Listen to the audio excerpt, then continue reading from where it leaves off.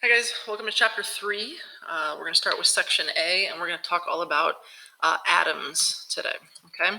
So an atom is the smallest particle of an element that you can have. If you think of the periodic table, like I could have a single piece of hydrogen or a single piece of oxygen. That would be a single atom of those elements.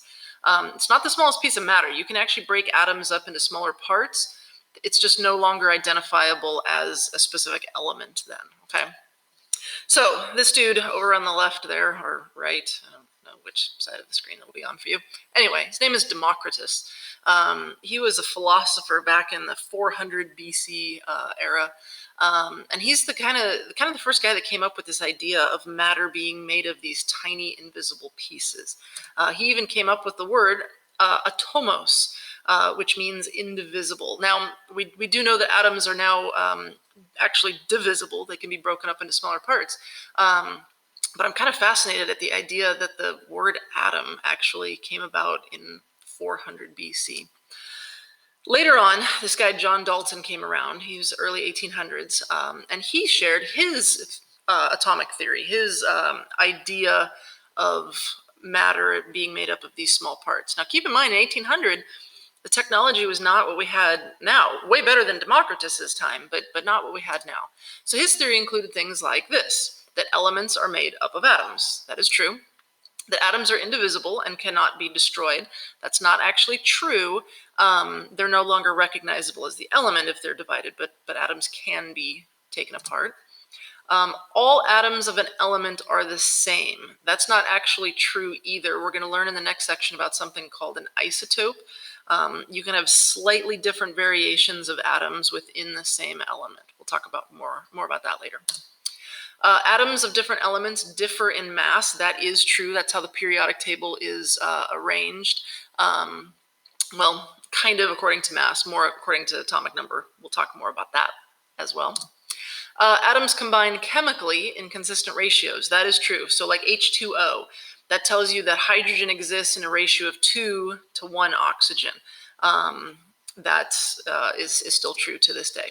He had this idea that was known as the billiard ball model. And his thought was that these atoms were like just these solid balls of positive and negative charges, and they kind of moved around. That's since been proven wrong as well. As we go through time, we get a bunch of additional theories up to what we work with today. This guy named Thomas, he came up with something known as the plum pudding model. Plum pudding is kind of like fruitcake. It's real dense. It's packed with a bunch of stuff. And it was called the plum pudding model because he thought that the negative electrons were kind of stuck in this matrix of positive material, that the atoms were a solid thing, kind of like Dalton's idea, but more of this movable matrix, but still solid. Then Rutherford came up with the planetary model. My pen here. That's this thing, and this is usually when you talk about atoms, you see that picture. And he came up with the idea that the electrons are actually flying around the nucleus in the middle there. Not super accurate, but it makes a good picture. Then we have the Bohr model, which is still largely used today, and that's this one right here. He came up with these separate orbital rings, okay? And so you can see you've got a couple of electrons in this inner ring, and then you've got another electron on the outer ring there. And the more complex the atom, the more complex the element, the more orbital rings you would have, okay?